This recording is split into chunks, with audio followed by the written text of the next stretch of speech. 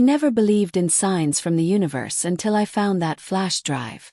My name is Angela Thompson, I'm 52 years old, and I've been the CEO of Thompson Strategic Consulting for the past 8 years.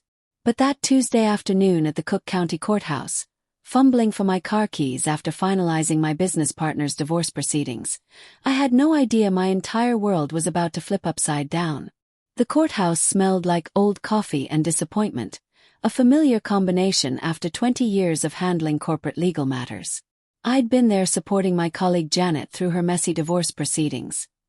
Her ex-husband was trying to claim half of our consulting firm, which was ridiculous since he'd never contributed a single dollar or idea to the business. But that's lawyers for you, always fishing for bigger settlements. My keys had somehow ended up at the clerk's counter, buried under a stack of papers near the metal detector. I was already running late for a client meeting, checking my phone for the third time in 5 minutes, when I reached for them. That's when my fingers brushed against something small and cold. A black USB drive with a piece of masking tape wrapped around it. Written in careful blue ink, in handwriting I didn't recognize, were just 2 words. For Angela. My heart skipped. Nobody knew I was going to be at the courthouse that day except my assistant Rebecca and the legal team. I looked around the busy lobby, wondering if someone had dropped it accidentally, but there was no way to know who it belonged to. The clerk was dealing with a long line of frustrated people, and the security guards were focused on the metal detector queue. I slipped the drive into my Hermes bag, grabbed my keys, and walked to my Mercedes in a daze. The November Chicago wind whipped through the parking garage, cutting right through my wool coat, but I barely felt it. Something about that little device felt heavy, important, like it was going to change everything. I sat in my car for 10 minutes, just staring at it, before finally starting the engine and driving home. The thing about being successful and single at 52 is that people assume you have it all figured out. They see the corner office, the designer clothes, the Lincoln Park townhouse with its pristine gardens and lake views, and they think your life is perfect. What they don't see is how quiet that beautiful house gets in the evenings, or how you sometimes catch yourself setting the table for 2 out of habit before remembering you're eating alone again. I'd built Thompson Strategic Consulting from nothing, starting with just me and a laptop in my spare bedroom 12 years ago.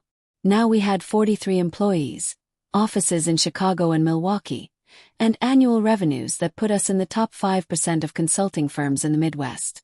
Forbes had featured me in their Women to Watch section 3 years running. I spoke at conferences, served on non-profit boards, and had a retirement account that would make most people weep with envy. But success, I'd learned, doesn't protect you from loneliness. If anything, it makes it worse because people assume you're too busy or too important to need the same things everyone else needs: connection, understanding, family. That's probably why I'd been so desperate to maintain relationships with my biological family, even when those relationships felt increasingly one-sided. When you don't have a husband or children of your own, your parents and siblings become even more precious. You tell yourself that family is family, that blood is thicker than water, that everyone has difficult relatives, but you love them anyway. I waited until I got home to my study before plugging the flash drive into my laptop. My hands were actually shaking as the files loaded.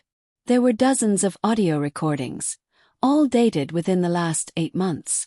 The files had names like Sunday Dinner, March 15th, and Phone Call with Jake, April 3rd, and Easter Gathering, Kitchen Conversation. The first one was labeled Sunday Dinner, March 15th. I remembered that day clearly. I'd brought dessert from that expensive bakery my mother loved, and we discussed Jake's latest business idea over pot roast. It had seemed like a normal family dinner. I clicked play, and my mother's voice filled my home office like a ghost. "She's such a pushover, Richard. I swear, Angela would give us her kidney if we asked nicely enough. Did you see how quickly she agreed to help with Carol's rent again? She didn't even ask questions." My father's laugh was cold, calculating. "That's the beauty of it, Helen. She thinks she's being the good daughter, the successful one who helps the family. But really, she's just our personal ATM machine. And the best part, she feels guilty if she doesn't help. Remember when she hesitated about Jake's car payment last year? She called back within an hour, apologizing for even questioning it. I sat there frozen, my coffee growing cold in my hands. This conversation had taken place in my parents' kitchen while I was in the living room playing with my nephew's new video game. They'd been discussing me like I was a business asset, not their daughter. But it got worse. My younger brother Jake's voice joined in. I mean, she makes what, $500,000 a year? And she lives alone in that fancy house with no real responsibilities. It's not like she has kids to put through college or a mortgage that actually matters. She can afford to help us. Exactly, my mother agreed. She chose her career over having a family. The least she can do is help support the family she does have.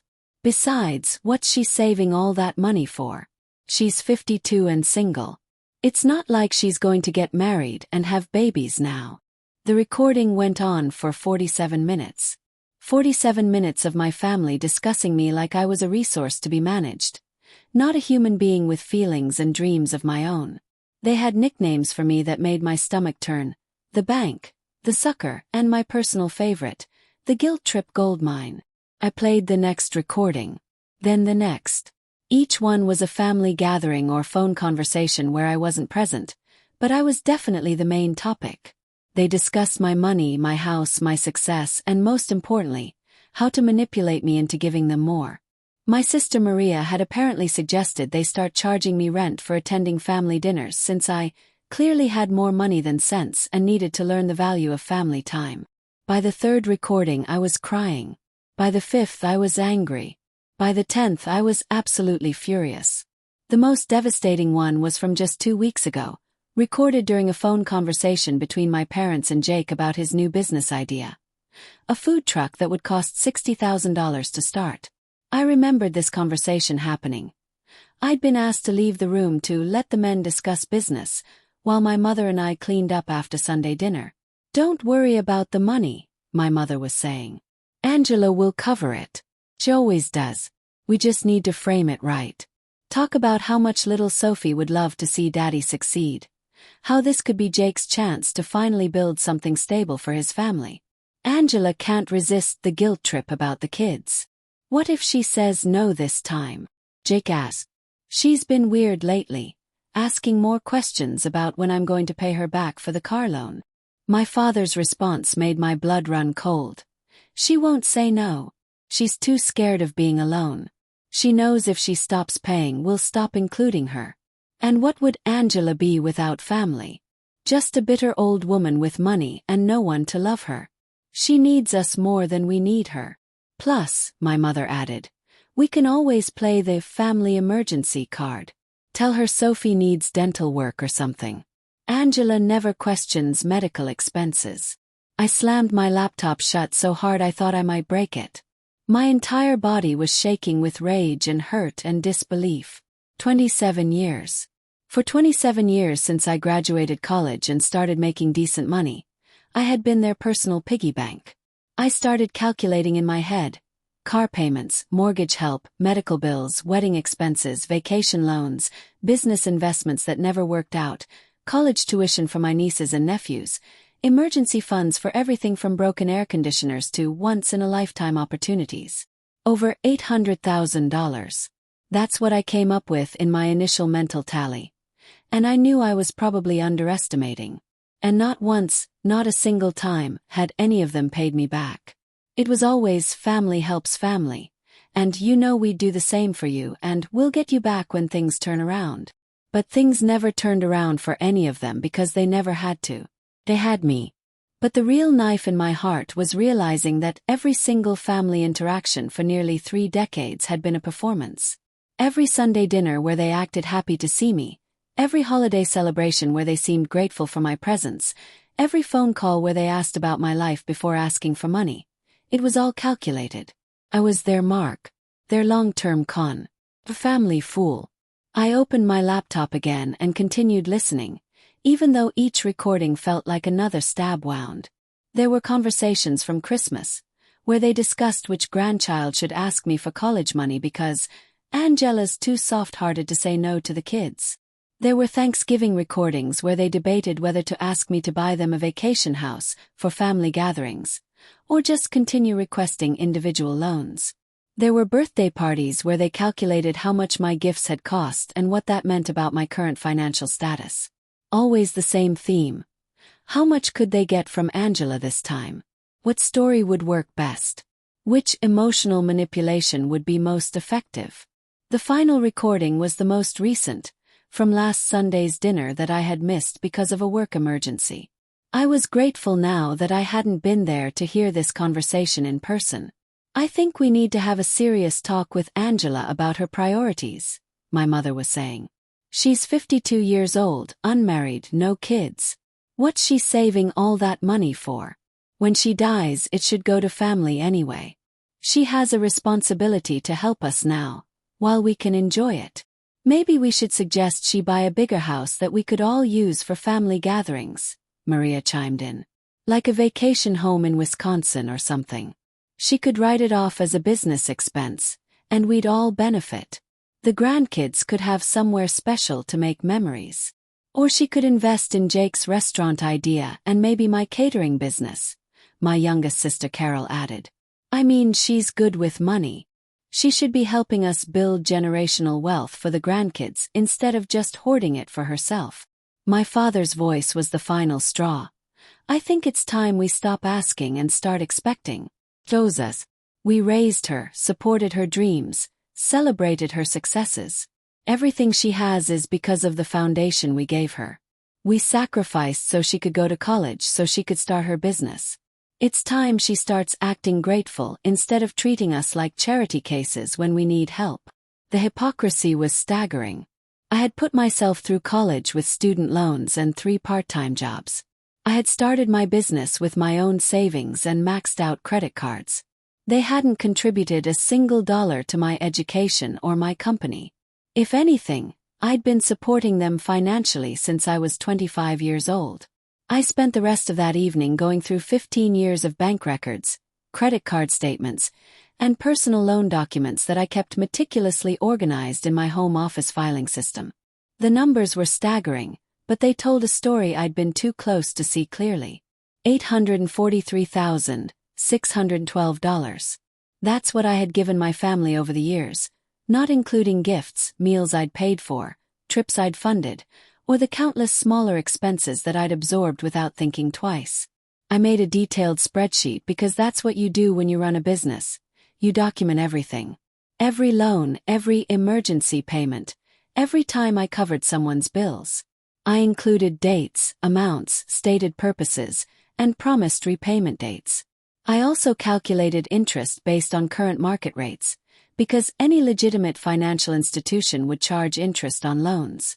The total amount owed to me, with reasonable interest compounded annually, was just over $1.2 million. None of them had ever paid back a single cent. But what hurt more than the money was the realization that they had never seen me as anything more than a resource to exploit. They didn't love me. They loved what I could do for them. They didn't respect me. They saw me as weak and gullible. They didn't appreciate my success. They resented that I wasn't sharing it equally with them, as if my achievements were somehow community property. The recordings made it clear that they saw my financial success as a fluke, something I didn't deserve and certainly didn't need. They talked about my money like it was family money that I was selfishly hoarding. They discussed my childlessness like it was a character flaw that somehow obligated me to fund their children's lives instead. Most painful of all, they clearly saw my love for them as a weakness to be exploited rather than a gift to be treasured. I sat in my home office until 3 a.m, listening to recording after recording of my family's true feelings about me. By dawn, I had made a decision that would change everything. It was time to show them exactly who Angela Thompson really was. The next morning I called my assistant Rebecca and asked her to clear my schedule for the rest of the week. Rebecca had been with me for 6 years, and she could tell something was seriously wrong just from my voice. Angela, are you okay?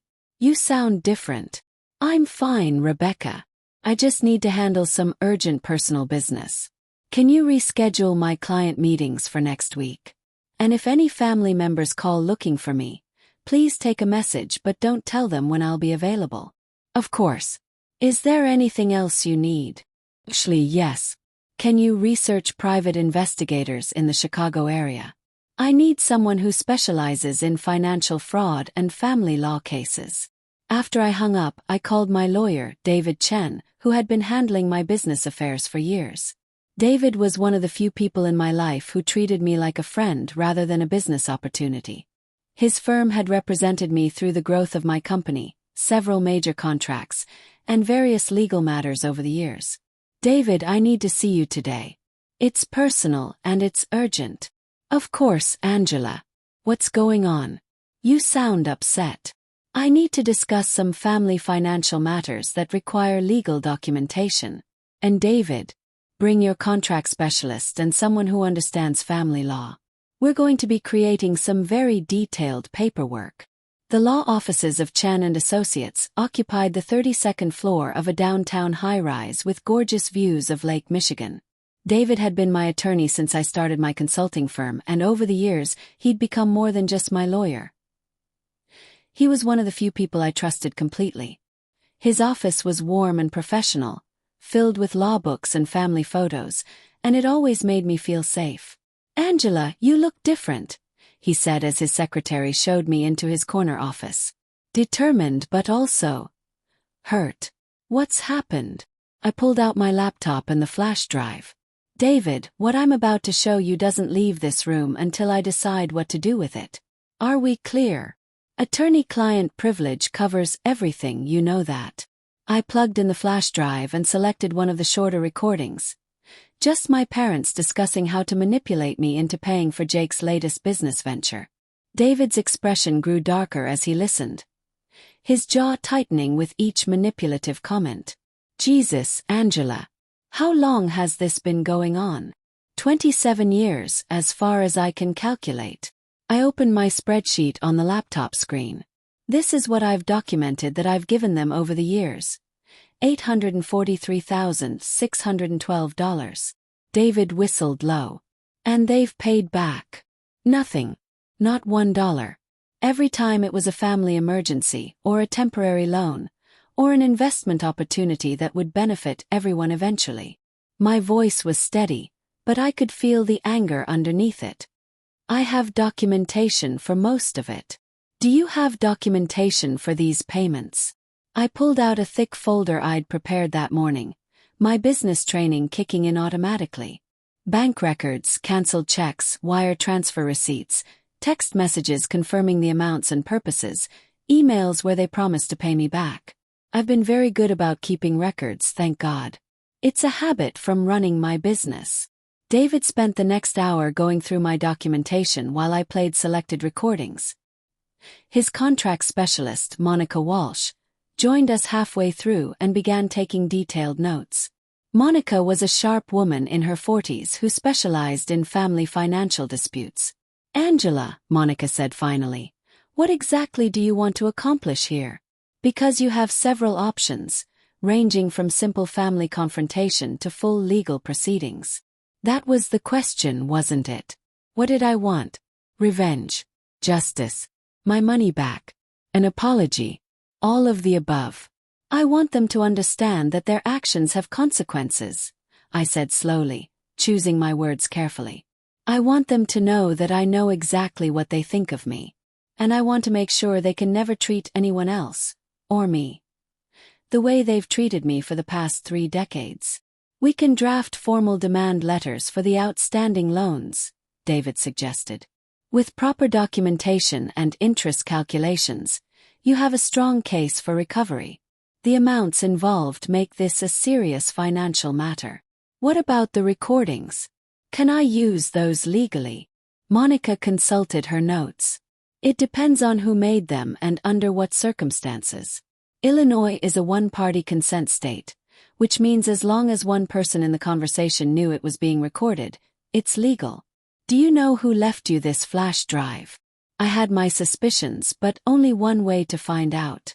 I think it was Sarah, my brother Jake's ex-wife. She just went through a nasty divorce from him, and she was always the one person in the family who seemed to see through their manipulation. She never asked me for money, and she always seemed uncomfortable when others did. If she made these recordings with the knowledge and consent of at least one party to each conversation, they could be admissible in legal proceedings, Monica explained. But we'd need to verify the source and circumstances. Can you track her down? Asked David. Already on it. He was typing on his phone. My investigator can have contact information by end of day.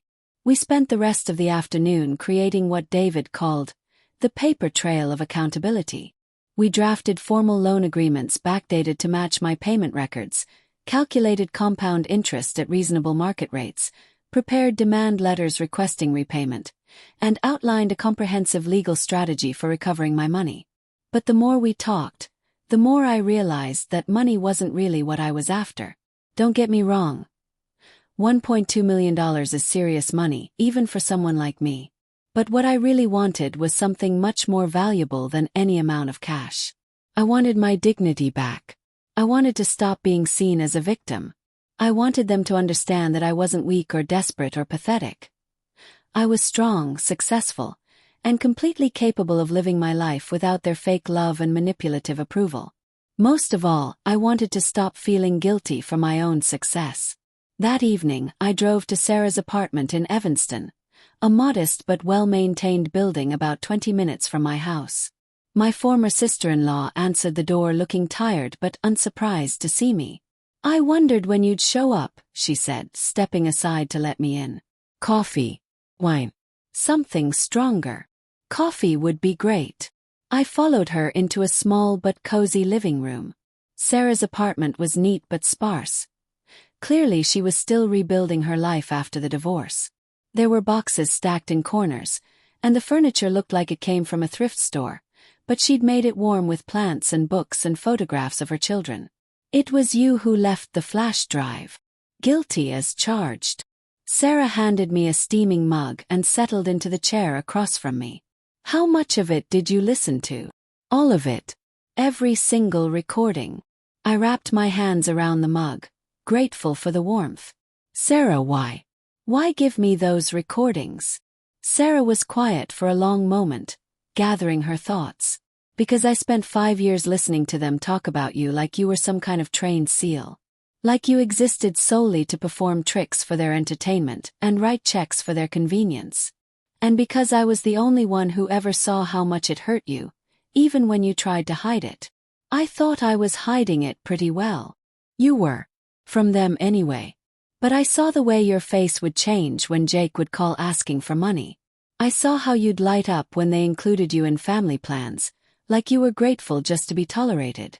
I saw how you'd apologize for having opinions or taking up space or asking for anything in return. Sarah's voice was gentle but firm. Angela, you're a successful, intelligent, beautiful woman. You run a multimillion-dollar company. You shouldn't have to buy your family's love or beg for their respect. How long were you recording them? About 8 months, starting when Jake and I began having serious marital problems. I was recording everything during that time period for my custody case. Jake's financial irresponsibility and his family's enabling behavior were part of my argument for primary custody of the kids. She paused, sipping her coffee. But the more I listened to those family conversations, the more I realized how much they were using you. It made me physically sick. Why not just tell me directly? Sarah smiled sadly. Would you have believed me? Or would you have thought I was just a bitter ex-wife trying to cause trouble between Jake and his family? She was absolutely right, of course. If Sarah had approached me 6 months ago with stories about my family's manipulation, I would have assumed she was trying to get revenge on Jake through me. I probably would have defended my family and felt sorry for Sarah's obvious bitterness. But hearing their actual voices, their actual words, that was undeniable. What finally made you decide to leave me the recordings? Honestly, it was something your mother said last month. Sarah got up and refilled our coffee cups. She called Jake while I was dropping off the kids, and I overheard her end of the conversation. She was talking about you, saying how pathetic it was that you didn't have your own family to spend money on, so you might as well spend it on them. She said, and I quote, "Angela's loneliness is our goldmine. As long as she stays single and childless, she'll keep funding everyone else's dreams." The words hit me like a physical blow. My loneliness was their goldmine. They weren't just taking advantage of my generosity. They were counting on my isolation to continue their manipulation. That's when I knew I had to do something, Sarah continued. Because whatever issues I had with Jake, you didn't deserve to be treated like that. You've been nothing but generous and kind to that family, and they see it as weakness. They see your success as something you owe them, and your love as something they can exploit. We talked for another 3 hours. Sarah gave me context for many of the recordings, explaining the family dynamics I had missed and the conversations that happened before and after each session. She also confirmed something I had suspected. My family's financial problems were largely self-inflicted and ongoing. Jake has never held a job for more than 18 months, Sarah told me. Every time he gets fired or quits, he comes up with a new business idea that requires startup capital. Your parents enable it because they think he's going to be the next big entrepreneur, and they're all counting on being part of his success story. What about Maria and Carol? Maria's catering business loses money every year, but she won't admit it. She keeps asking for loans to cover basic business expenses like insurance and equipment repairs, which means she's essentially operating on your subsidies. Her business model is fundamentally flawed, but instead of fixing it or closing it down, she just keeps asking family for more money. Sarah shook her head. And Carol? Carol has never worked a full-time job in her life. She's 46 years old, and she still expects other people to pay her bills. She moves from apartment to apartment when she can't make rent, and she's always got some crisis that requires immediate financial assistance. And my parents? They took out a second mortgage on their house 3 years ago to pay off credit card debt. But instead of changing their spending habits, they just racked up more debt. They're counting on Jake's next big idea to save them or... Pause. Or what? Or your inheritance.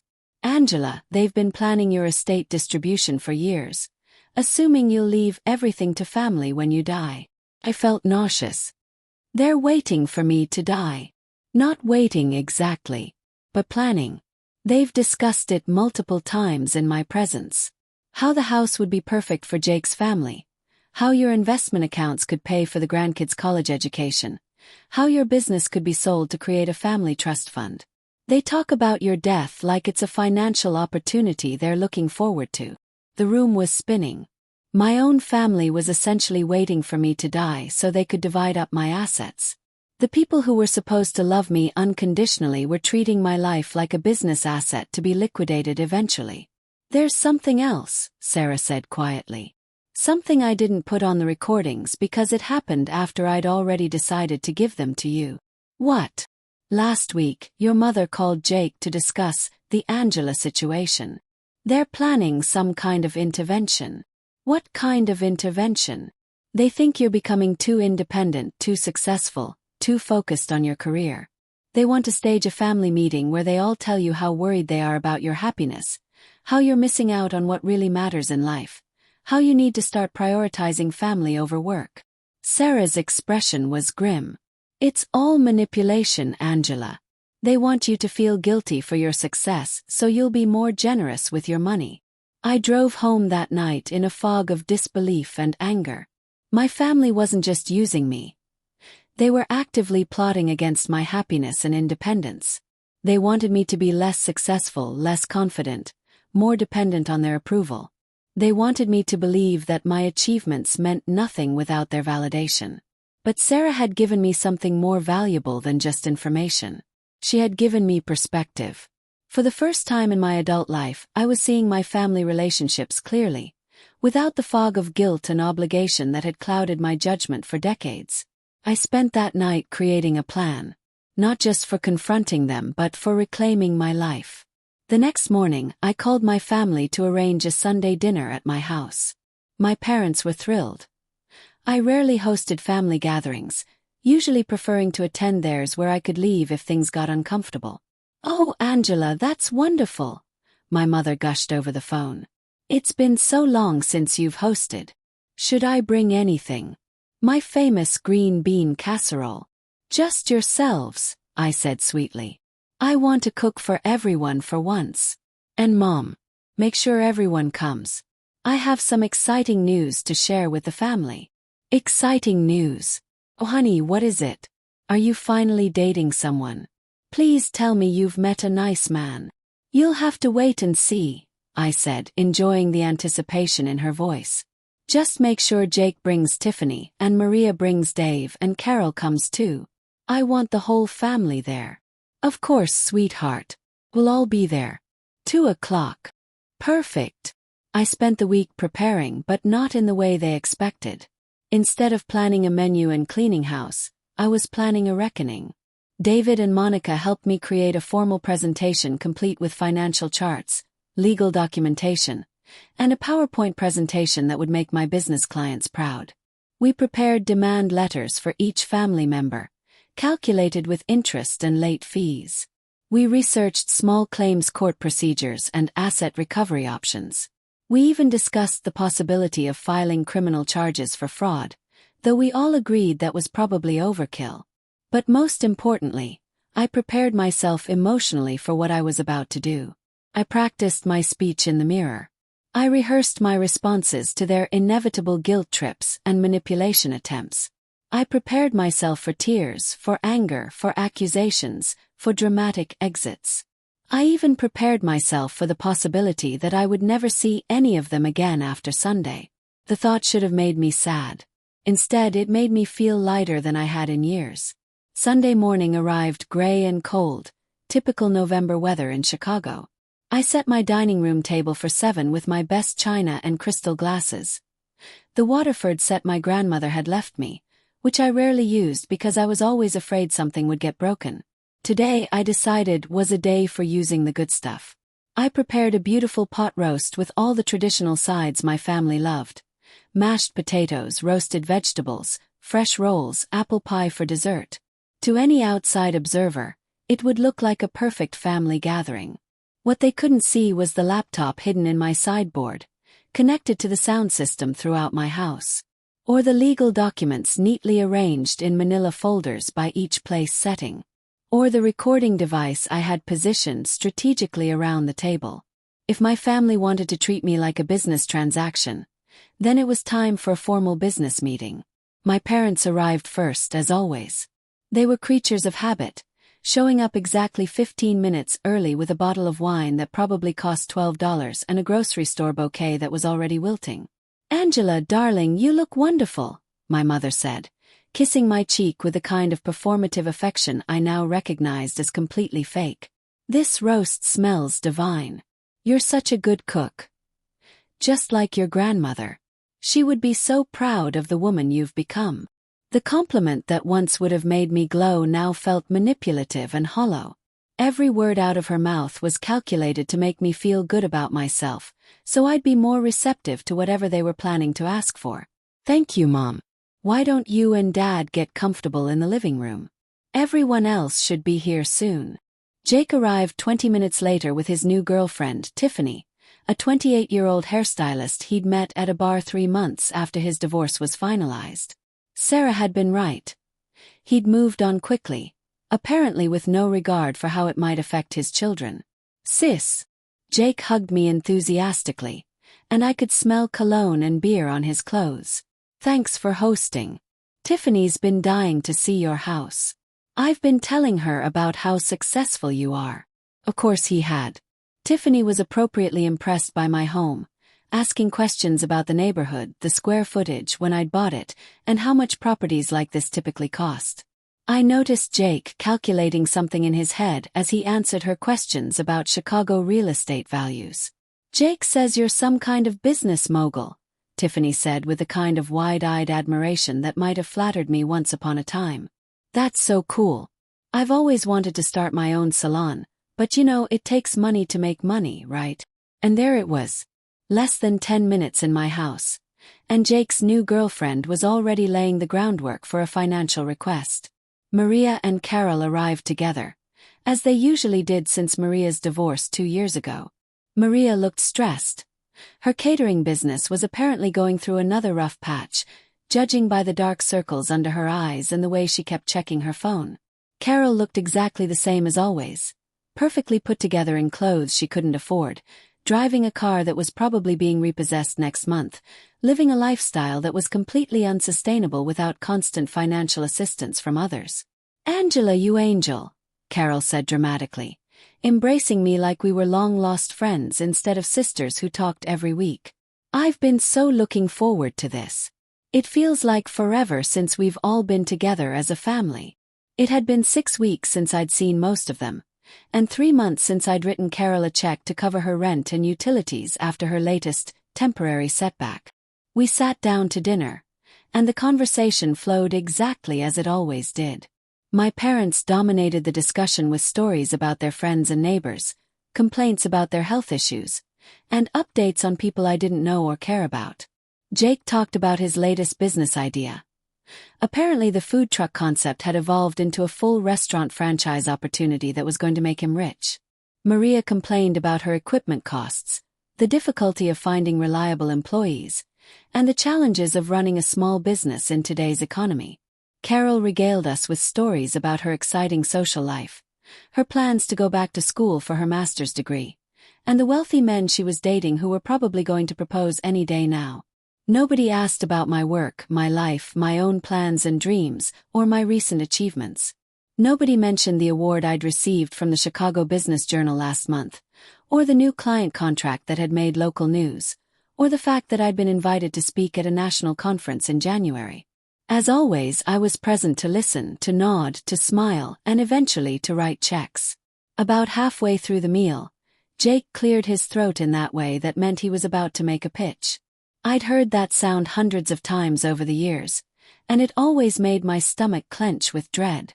"So, Angela, I wanted to talk to you about something really exciting." Here we go, I thought. "You know how I've been working on this restaurant concept? Well, I met with this investor last week who thinks it has real potential." "That's wonderful, Jake," I said, cutting my roast into precise pieces and keeping my voice carefully neutral. "Tell me more." "Well, the thing is, he's willing to back the franchise expansion, but I need to prove I have skin in the game first. You know how investors are. They want to see that you believe in your own concept enough to risk your own money." "Makes sense. How much skin are we talking about?" $60,000 for the initial investment to open the flagship location, and then probably another $40,000 for operating capital the first year. Jake's voice took on that wheedling tone I knew so well, the one that meant he was about to ask me for something I couldn't afford to give. "I know it sounds like a lot, but Angela, this could be huge. Like life-changing huge." I nodded thoughtfully, playing my part in this familiar theater. $100,000 total. I mean, I'd pay you back with interest once the investor money comes through. This is basically just a bridge loan until the real money arrives. 6 months tops. My mother jumped in right on cue, exactly as I'd heard her rehearse on the recordings. "Angela, this could be such a wonderful opportunity for Jake. And imagine how proud you'll be when he's successful. Your little brother, a restaurant owner. Plus," my father added, his voice taking on that authoritative tone he used when he wanted to sound like he knew about business, "it's not like you don't have the money just sitting there in investments. This way it could actually be working for the family instead of just making some Wall Street broker rich."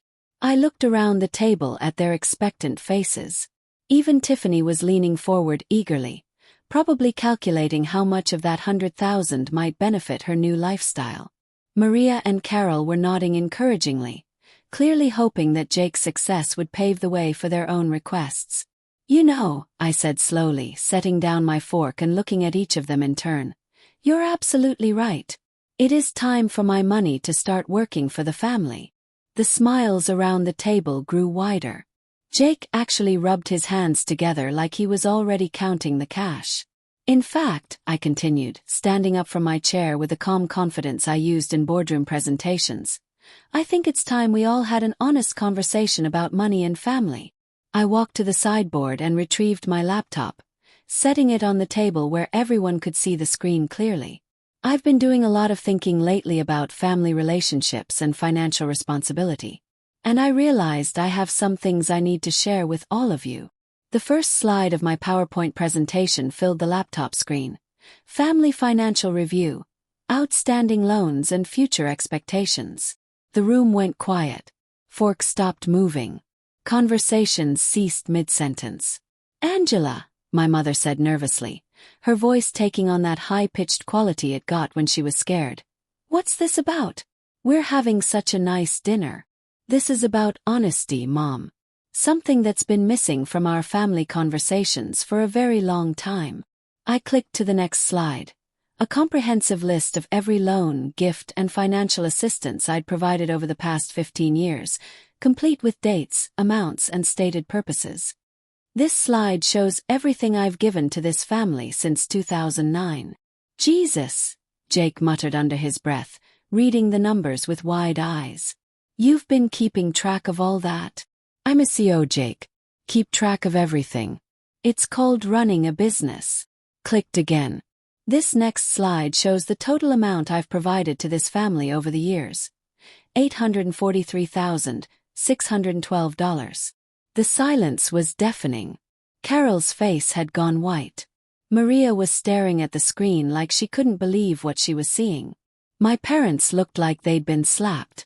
"Now," I continued in the same calm, professional voice I used for client presentations, "I know what you're all thinking.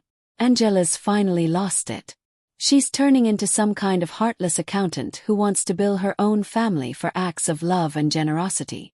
"Honey," my father said carefully, his voice taking on that patronizing tone he used when he thought I was being emotional or irrational, "we've always been grateful for your help. You know that. Family helps family. Have you been grateful, Dad?" I clicked to the next slide. Let me share some audio that might give us a different perspective on that gratitude. I pressed play on the first recording, the one where they called me their personal ATM machine, and discussed my loneliness like it was a business asset. The blood drained from my mother's face as her own voice filled the dining room, describing me as a pushover and a guilt-trip goldmine. I watched as each family member recognized their own voice participating in conversations where they tore me apart, analyzed my weaknesses, and planned how to exploit my generosity. "Angela," my mother whispered, her hands shaking as she reached for her wine glass. "Where did you get this? This is private family conversation." I let the recording play for 2 full minutes before pausing it. Around the table, faces had gone from confused to embarrassed to angry to defensive. "There are hours more where that came from," I said calmly, ejecting the emotion from my voice the way I did when delivering bad news to clients. "Hours of conversations where you discuss my money, my loneliness, my supposed weaknesses, and how to manipulate me into giving you more financial support." Jake was the first to get angry, as I'd expected. His face was red, and he was gripping his fork like a weapon. "Who the hell recorded our private conversations? This is illegal. You can't just spy on people." "Actually, it's not illegal. Illinois is a one-party consent state, Jake. As long as one person in the conversation knows it's being recorded, it's perfectly legal." I smiled at him with the same polite expression I used for difficult clients. "You should know that, considering you're about to ask me for $100,000. "This is insane," Maria said, pushing back from the table and standing up like she was ready to leave. "Angela, we're your family. We love you. You're taking private conversations out of context." "Am I?" I clicked to the next slide. Selected quotes from their conversations about me, displayed in large, clear text. Let me read some of my favorites. "She chose her career over family. The least she can do is help support the family she abandoned." "That was you, Mom," from the March 15th recording. My mother's eyes filled with tears, but I wasn't finished. I had years of hurt to work through, and they were going to hear all of it. "Here's Dad," from the same conversation. "She's too scared of being alone. She knows if she stops paying, we'll stop including her. And what would Angela be without family? Just a bitter old woman with money and no one to love her." The room was completely silent now except for Carol's quiet sobbing and the sound of traffic outside my windows. And my personal favorite from Jake just 2 weeks ago. "She makes what, $500,000 a year? And she lives alone in that fancy house." It's not like she has real responsibilities like I do with the kids. Angela, please, my mother said through her tears, her mascara starting to run. We never meant to hurt you. Sometimes people say things they don't mean when they're frustrated or scared about money. Yes, you did mean it. I clicked to the final slide. Moving forward, new family financial policy. You meant every word. For 27 years, you've seen me as a resource to be managed rather than a person to be loved. And now it's time for some new rules. I walked around the table, placing a manila folder next to each person's plate with their name written on the tab in black marker. These are formal loan agreements for all the money you owe me, calculated with reasonable interest over the time periods involved. The total amount, with interest compounded annually at 5%, is $1.2 million. Jake opened his folder first, and his face went from red to white in about 3 seconds. This says I owe you $430,000. That's impossible. That's correct. You've borrowed money from me 17 times over the past 12 years, never paying back a cent. The amounts range from $800 for your car payment in 2012 to $15,000 for your last business venture in 2023. With interest compounded annually at 5%, which is generous, considering current market rates and the risk involved in lending to someone with your credit history. That's what you owe. This is ridiculous. Carol stood up, waving her folder like it was on fire. We're family. You can't charge family interest. Money between family members is supposed to be about love, not profit. Why not charge interest? Banks charge interest. Credit card companies charge interest. Business partners charge interest. I sat back down and looked around the table, meeting each of their eyes in turn. If you want to treat me like a financial institution instead of a sister and daughter, then I'm going to start acting like one. My father tried to take control of the situation, using the authoritative voice that had intimidated me as a child. Now, Angela, let's all calm down and discuss this rationally.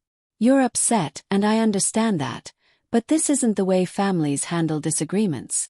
I am being rational, Dad. For the first time in 27 years, I'm being completely rational about my relationship with this family. I opened my own folder, which contained additional documents. These papers also include a formal cease and desist order regarding future financial requests, and a notice that I am no longer providing loans, gifts, or financial assistance to any family member for any reason. The room erupted in protests and arguments. Jake was shouting about family loyalty. Carol was crying about emergencies and unforeseen circumstances. Maria was demanding to know who I thought I was to treat family like strangers. My parents were talking over each other, trying to regain control of the situation. But I held up my hand for silence, and surprisingly, they all stopped talking. Maybe it was the authority in my gesture, or maybe they finally realized I wasn't the same pushover they'd been manipulating for decades. I'm not finished. There's one more thing you all need to understand. I clicked back to my audio files and selected a different recording. The one from last Sunday when they discussed my death like it was a business opportunity. This conversation took place last Sunday when I wasn't here. My mother's voice filled the room again, but this time the words were even more devastating. She's 52 years old, unmarried, no kids. What's she saving all that money for? When she dies, it should go to family anyway. She has a responsibility to help us now, while we can enjoy it. The words hung in the air like poison gas. Even Tiffany looked uncomfortable, finally understanding what kind of family she'd gotten involved with. You've been planning my death, I said quietly, my voice cutting through the silence like a knife. You've been counting on my inheritance to solve your financial problems. You've been treating my life like an asset to be liquidated eventually. That's not what we meant, my father said desperately, his authoritative facade crumbling. We were just planning for the future. You just thought that because I don't have children of my own, my money should automatically go to all of you when I die. I closed the laptop with a sharp click. Well, I have news for you. I met with my attorney this week and updated my will. When I die, every cent of my money is going to charity. The Angela Thompson Foundation will provide scholarships for first-generation college students who, like me, had to build their success without family support. The stunned silence stretched on for what felt like hours. I could hear the grandfather clock in my hallway ticking, the sound of my neighbor's dog barking, the distant hum of traffic on Lakeshore Drive. Finally, Jake found his voice, though it came out as more of a croak. "You're really going to destroy our family over money?" I laughed. Actually laughed out loud, a sound that surprised even me. "I'm not destroying anything, Jake. You destroyed it years ago when you decided to see me as a bank account instead of a sister. I'm just refusing to be destroyed anymore." I stood up and began clearing the table, stacking plates with calm efficiency. "Dinner is over. You all know where the door is." "Angela," my mother pleaded, reaching out to grab my arm. "Please, let's talk about this. We can work something out. We can change. We can be a real family again." I looked down at her hand on my arm, and for a moment, I felt the old familiar pull of guilt and obligation. She looked so small, so fragile, so much like the mother who had tucked me into bed and read me stories when I was little. But then I remembered her voice on those recordings, talking about my loneliness like it was their gold mine. I remembered years of feeling like I had to earn their love with my checkbook. I remembered the birthday parties where nobody asked about my life, the holidays where I was expected to bring expensive gifts but received thoughtless ones in return, the phone calls that always ended with requests for money. "There's nothing to work out, Mom. You made your feelings about me very clear. I'm just responding accordingly." I gently removed her hand from my arm and continued clearing the table. One by one they filed out of my house. Carol was still crying, her mascara completely ruined. Maria was angry, muttering about ingratitude and family obligations. Jake was making threats about how I'd regret this, how family was all that mattered in the end, how I'd come crawling back when I needed them. My parents looked shell-shocked, like they couldn't believe their perfect manipulation system had finally collapsed. Tiffany, to her credit, looked embarrassed and whispered, "I'm sorry," as she passed me on her way out. But as I watched them leave through my front window, loading into their cars with slammed doors and angry gestures, I felt something I hadn't experienced in years: peace. For the first time since I was 25 years old, I was free from their expectations, their manipulations, their endless financial demands. I was free to be successful without guilt, to spend my money on myself without justification, to make decisions based on what I wanted rather than what they needed. For the first time in my adult life, I was free to be Angela Thompson without apology. The next morning, I woke up to 17 missed calls and 43 text messages from various family members. The messages ranged from tearful apologies to angry accusations to desperate pleas for just one more conversation to clear the air. I deleted them all without reading most of them. Instead, I called David to set up the legal proceedings for debt recovery. I called my financial advisor to discuss establishing the Angela Thompson Foundation. I called my assistant to schedule a meeting with my estate planning attorney. And I called Sarah to thank her for giving me the truth I needed to hear. "How do you feel?" Sarah asked when I told her about the dinner. "Lighter," I said, surprising myself with the honesty in my voice. "Sad but lighter. Like I've been carrying a weight I didn't realize was there." "Any regrets?" I thought about it carefully, staring out my office window at the lake. I regret that it took me 27 years to stand up for myself. I regret that I let them treat me like a bank account instead of a person for so long. I regret all the opportunities one missed to build real relationships because I was so focused on maintaining fake ones. But I don't regret what I did yesterday. "What about the money? Do you really think you'll get any of it back?" I laughed. "Honestly, probably not. Jake doesn't have $400,000. None of them do. That's why they needed me in the first place." Pause. "But that's not really the point anymore. The point is that they know I know. The point is that they can never again take advantage of my love or my success. The point is that I finally chose myself." Over the next few weeks, I received exactly what I expected from my family. More manipulation attempts, promises to change, sob stories about how my decision was affecting the grandchildren, and eventually, angry accusations that I was being cruel and vindictive. What I didn't expect was how many other people supported my decision. My business colleagues, my real friends, my clients, even my doctor and hairstylist all told me versions of the same thing. It's about time. Apparently, my family's treatment of me had been obvious to everyone except me. My assistant Rebecca admitted that she'd been fielding their calls for years and had always thought they treated me more like an employee than a family member. My business partner Janet said she'd noticed how drained I always seemed after family gatherings.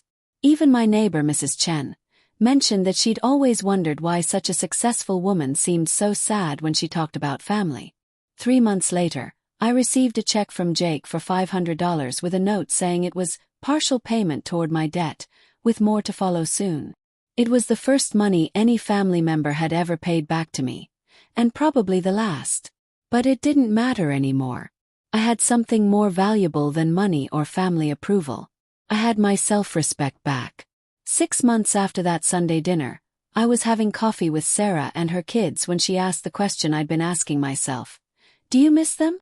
I miss who I thought they were, I said honestly, watching Sarah's daughter Sophie play with her new puppy in the backyard.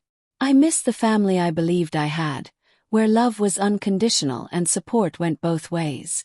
I miss the fantasy of being truly valued and appreciated by the people who were supposed to love me most. But do you miss the reality of how they treated you? Not for a second. I don't miss being taken advantage of. I don't miss feeling guilty for my success. I don't miss being treated like a walking ATM machine. And I definitely don't miss the anxiety of wondering when the next financial request was coming. Have you heard from any of them lately? Christmas cards. Generic ones you buy in bulk at Target. I smiled, and I realized it was the first genuine smile I'd had when talking about my family in years. No personal messages, no invitations to family gatherings, no requests for money. It's been the most peaceful holiday season I've had in decades. Sarah's son Tommy ran over to show me a drawing he'd made. A picture of our little group having coffee, with me labeled as Aunt Angela in purple crayon. It was the first time in years that someone had included me in their family picture without expecting anything in return. Can I tell you something? Sarah said as Tommy ran back to play. You're more family to my kids now than Jake ever was. You show up for their school plays, you remember their birthdays, you ask about their dreams and actually listen to the answers. That's what family is supposed to be. As I drove home that afternoon, I passed the restaurant space where Jake had wanted to open his franchise. There was a new business there now. A successful-looking cafe with cheerful yellow awnings and customers visible through the windows. His big opportunity had apparently been taken by someone who actually had the skills and resources to make it work. I felt a momentary pang of something. Not quite regret, but a shadow of the guilt that used to control my decisions. Then I remembered my father's voice on that recording. She's too scared of being alone. But I wasn't alone. I had friends who valued me for who I was, not what I could give them. I had Sarah and her children, who had become the chosen family I never knew I needed.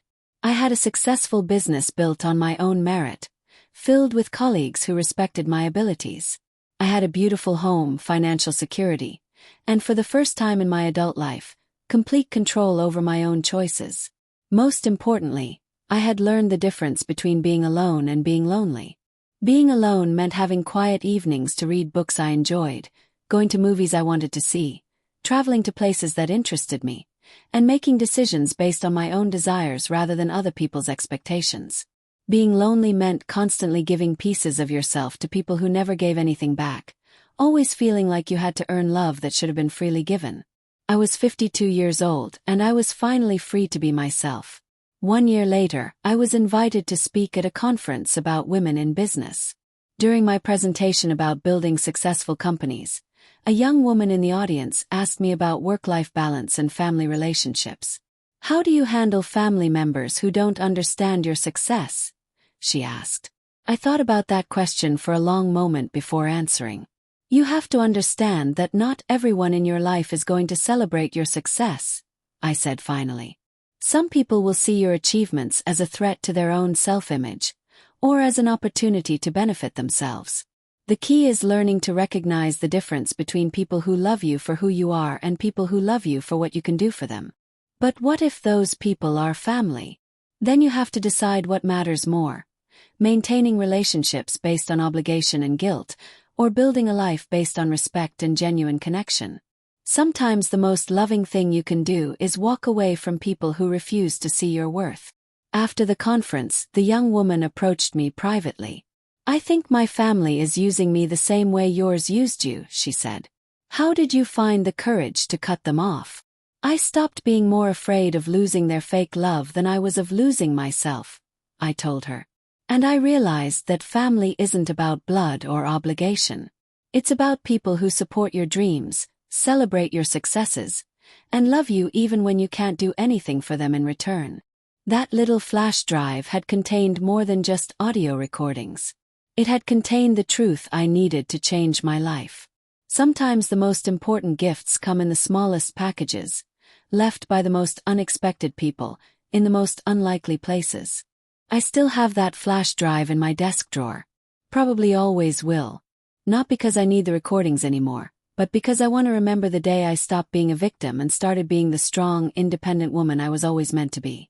The day I learned that family isn't about blood or obligation or guilt. It's about love, respect, and mutual support. And sometimes the most loving thing you can do, for yourself and for them, is walk away. 2 years have passed since that Sunday dinner, and my life has transformed in ways I never expected. The Angela Thompson Foundation has awarded its first round of scholarships to 12 remarkable students who remind me of myself at their age. Brilliant, driven, and determined to succeed despite the odds. My business has grown by 40%, partly because I'm no longer distracted by constant family drama and financial requests. But the most surprising change has been personal. I've started dating again for the first time in years, no longer feeling like I need to apologize for my success or hide my financial independence. I've made new friends through volunteer work and business networking, relationships based on mutual interests rather than financial obligation. Last month, I received a letter from my nephew Tommy, Sarah's son, now 13 years old. He wrote to tell me about making the honor roll and to ask if I'd come to his 8th grade graduation. At the bottom, he'd added a postcard. "Thank you for showing me that family is about who shows up, not who shares your DNA." I framed that postcard and put it on my office desk, right next to the flash drive that started it all. Sometimes people ask me if I regret losing my family, if I wish things had turned out differently. The truth is, I didn't lose my family that day. Found it. I found the people who value me for who I am, who celebrate my successes without resentment, and who offer support without expecting payment in return. I learned that you can't buy love, but you can certainly waste a fortune trying. And I learned that the most expensive thing you can do is undervalue yourself. The little black flash drive sits in my desk drawer like a reminder of the day my real life began. The day I stopped being afraid of my own strength and started using it to build something better. The day I finally came home to myself.